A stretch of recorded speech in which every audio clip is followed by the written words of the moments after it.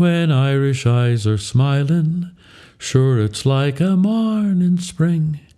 In the lilt of Irish laughter, you can hear the angels sing. Top of the morning to you. It's St. Patrick's Day, friends, March 17th, 2022. I've never done that before. I've always wanted to do that. What a fun way to start this podcast. Stories to make sense of it all. And because it's story time, I'm gonna share two stories with you this morning. And the first one you might expect. I want to tell you about the person they call St. Patrick of Ireland. Patrick was born in Britain. He's not an Irish guy. He was born in Britain. The Romans were in that territory at the time. This is middle of the 5th century, so you're talking 430 to 450 in there, maybe a little earlier. And when he was 16 years old, he was captured by Irish raiders from the villa of his father, Calpurnius, who was a deacon and a minor local official, and he was carried into slavery in Ireland. He spent 6 years there as a herdsman. So he went from some privilege to being a herdsman, during which time he turned to his faith. There's no indication of what his faith was, or at least little indication of what his faith was prior to that time. And he had a dream about a ship that was going to be available when his escape was ready. And finally, he fled from his master and found passage to Britain. There, he actually was captured a second time for a brief time, but then he was returned to his family, apparently. Along the way, he had a dream in which a person called Victoricus delivered him a letter headed "The Voice of the Irish." As he read it in his dream, he seemed to hear a certain company of Irish calling to him to walk once more among them. And Patrick said, deeply moved, I could read no more. Well, because he didn't feel educated enough, he was reluctant for a long time to respond to the call, and he still had doubts about his fitness for the task, even before embarking on the boat to go back to Ireland. But once in the field, once he was there, he had no hesitations. And in his confidence, in his trust in God, he journeyed far and wide, baptizing, confirming with untiring zeal, the writings say. And in diplomatic fashion, he brought gifts to a kinglet here and another person, a lawgiver there, but accepted no gifts from anybody. On at least one occasion, he was put in chains. And numbers of folks were kidnapped or slain because of their faith that they came to. So he was careful to deal fairly with the Irish who were non-Christian, if you will. But the fact is that his task was always a challenging one. The writings say the phenomenal success of Patrick's mission is not the full measure of his personality. Since his writings have come to be better understood, it says, it's increasingly recognized that despite their occasional incoherence, they mirror a truth and a simplicity of the rarest quality.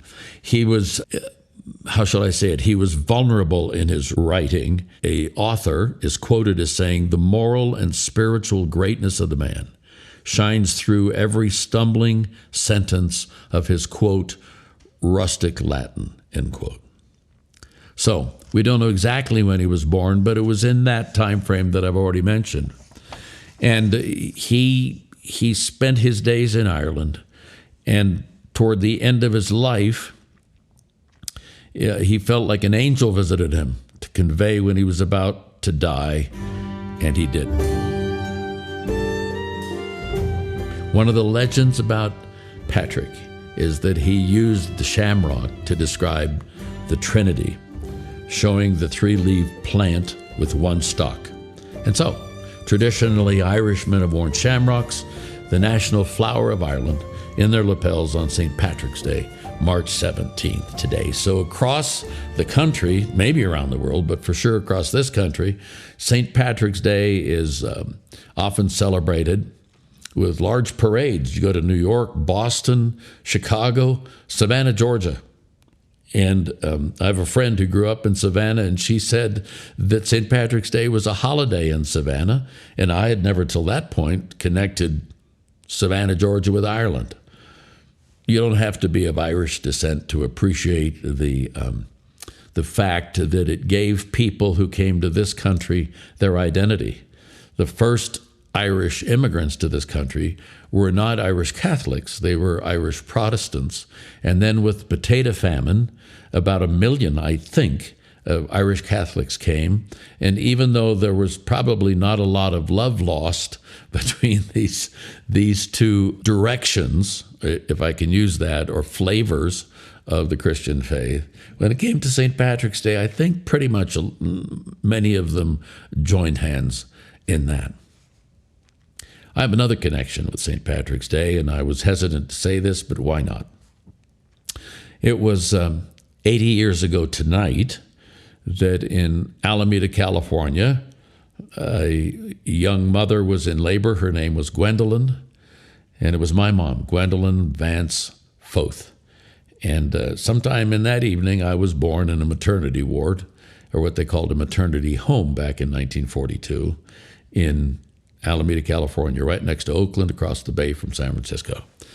So, as I speak to you this day, this is the first day of my 81st journey around the sun. I just finished my last one last evening, and the truth be told, I feel it a little bit. I got to tell you that.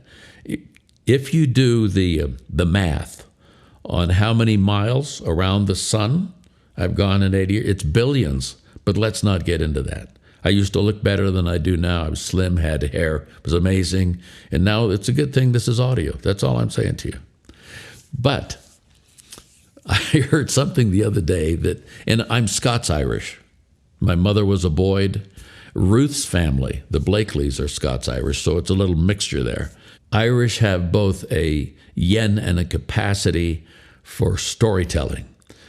And in Frank Delaney's wonderful book, Ireland, the novel, he says that Irish have been mixing truth and fancy and mysticism and fairy tales for years. He puts it, since God was a boy.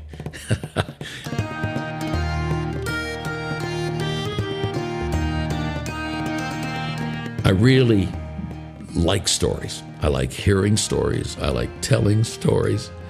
And I heard this thing the other day that if an Irishman dies while telling a story, he'll be back. So, I want to share a story with you that is not myth. It is not fancy. It is, in fact, my favorite story. Some would say it's the greatest story ever told. And it's written, actually, by a fellow who's supposed to be, when he wrote it, 80-something, thereabouts. So I identify with it. Toward the end of the first century, there was this fisherman who, probably as a teenager, met Jesus of Nazareth. His name was John. He had a brother named James. They were in a family commercial fishing business on an inland sea not far from the Mediterranean called the Sea of Galilee. And this is how he tells the story in just a few lines, relatively speaking, of this Jesus of Nazareth. And since this is my favorite story, I want to start my 81st trip around the sun by reading it to you, and then I just want to come back and sort of unpack it a little bit. I don't use unpack as a verb very often, but I'm going there. Here we go. In the beginning was the Word, and the Word was with God, and the Word was God. He was with God in the beginning, and through him all things were made. Without him nothing was made that has been made. In him was life, and that life was the light of all mankind. The light shines in the darkness, and the darkness has not overcome it. There was a man sent from God whose name was John. This is John the Baptist. He came as a witness to testify concerning that light, so that through him all might believe. He himself was not the light. He came only as a witness to the light. The true light that gives light to everyone was coming into the world. He was in the world, and though the world was made through him, the world did not recognize him. He came to that which was his own, but his own did not receive him. He came to that which was his own, but his own did not receive him. Yet, to all who did receive him, to those who believed in his name, he gave the right to become children of God, children born not of natural descent, nor of human decision or a husband's will, but born of God. The Word became flesh and made his dwelling among us. We have seen his glory, the glory of the one and only Son who came from the Father, full of grace and truth. So here's the deal. Here's how I see this. I'm not sure who the audience was exactly that the old fisherman John was writing to.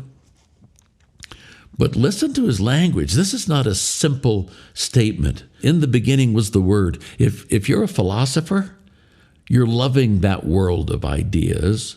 If you're a writer, if you're into literature, you're loving the fact that words are framed, that he is in fact the ultimate Word.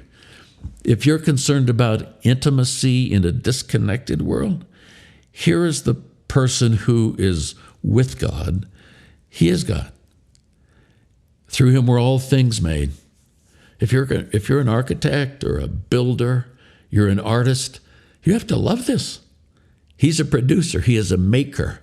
If you're an entrepreneur or a leader in industry or a kid with Lego or a chef or a quilter or a seamstress or any kind of product, you get this part. How about life? In him was life.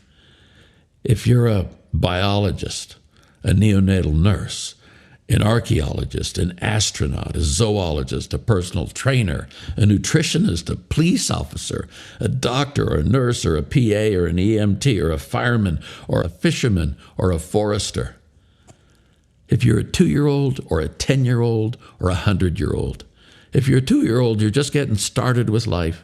If you're a 10-year-old, it's like the most free you'll ever be. You can ride a bike. You can go lots of places. You've got energy coming out of your ears, and you don't have the teenage stuff to sweat yet. If you're 100 years old, you're toward the end, but you still like life. I believe that. And this life was the light of all mankind. If you're in science, if you're in the communications industry, if you're in art or a gardener or a rancher or a farmer or an ophthalmologist, or you're in TV or radio or media or cell technology, if you're big about satellite, any of those things, they all use light. If you Google the light spectrum and call it up, you'll see on one end TV and radio and shortwave and all that stuff. And then you have visible light in the middle. You've got infrared, UVA, X-ray, all those invisible kinds of light. And you get to the far end and you have gamma knife technology. On the one end, you've got Dr. Phil.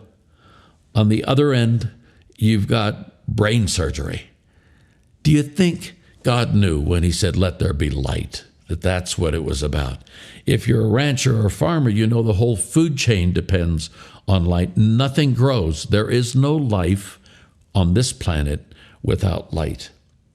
And then you get this guy, John the Baptist, who says he's not the light, but he's coming to tell you about it. If you're a PR guy or into content marketing or event planning or public speaking or you're a speechwriter, he's your guy. If you're a critiquer of culture, if you're going to write an op-ed for the LA Times or the Washington Post or the Wall Street Journal or your favorite magazine, if you're going to reflect on the times, John the Baptist, your guy. And then you get to this part where it said he came to his own. He created all this, came to his own, and he got rejected. And at that point in the story, we say, aha, I identify with that. Whatever my role, that's a human thing. I think most of us listening to this podcast, including the guy talking on it, we know about rejection at some level, where somebody says, well, you're not qualified, or you're not good enough, or you're not tall enough to be a great basketball player, or you're too tall to be a fighter pilot, okay? Or your background, or your ethnicity, or your location, or your track record is a disqualifier. He came to his own creation, and his own people did not receive him. So if you're a therapist or a psychologist or you're walking people through stuff, this part touches where you live. But then it goes on to say, yet to all who did receive him, how did they receive him? To all who believed in his name, they get this. They get authority to become children of God. Believing, big verb here. This writer uses that action verb 98 times in just a few chapters. Because for him, it's not about systems. It's not about belief. It's about believing. It's about trusting, okay? And what you or I believe about anything touches everything in our life. I love what the old preacher of yesteryear said, A.W. Tozer. What comes to mind when you think about God is the most important thing about you. Now, some of us, when we think about God, we think about us. I've been there. I tried to do that, found out I wasn't wired to be my own God. I don't have enough range. I don't have enough insight or foresight, or my hindsight is messed up, whatever it is. Anyway, when I believe, I get authority. It's a really interesting combination. And I get authority to become a child. Well, I mean, who talks about putting authority, rights, or capacity, power, and kids in the same sentence? Oh, you might have a cartoon about Power Rangers, but the fact is that this juxtaposition of trust and authority and being a child is a powerful thing. How many times in my 80 years I've thought, oh, to be a kid again. Not in terms of having to go through all the stuff, but just in terms of energy. Or when you're a little kid, everything is a first. And I mean, it's all discovery. And we can go on and on. And then it comes to the last part. And that word, Almighty God, becomes flesh. Incarnation is the word that's used. And he camps out with us. There he is. We've seen his glory, full of grace and truth. The two things we need in our lives are we need somebody to tell us the truth about life, about us, about what to expect. It's been the big question the last 2 or 3 years, hasn't it? What's true? I get asked that question more than any other question. What's true? We need someone to tell us the truth, and we need somebody to give us grace. The person to give both of those to me, and perhaps to you, hopefully, is this Jesus of Nazareth person, who is the light of all mankind. And this was a song that was sung back in those first 100 or 200 years. People would gather together and sing that song with all of these pieces, the word and light and life and trusting and all of that. I think probably Patrick sang that song in some dimension, in some way, as he went through Ireland, speaking truth, bringing grace to the people of that place. Well, that's my best story. I can tell you 100 other stories going forward. They won't be better than that. They won't be more current than that. They won't be more energizing than that. They won't bring you more hope than that. Do I sound like I'm preaching on my birthday? That's absolutely what I'm doing. So you're stuck with it. And God bless. Great to be with you. We'll catch you next time when I'm already on my 81st journey around the sun, several days in. Catch you later. Bye-bye.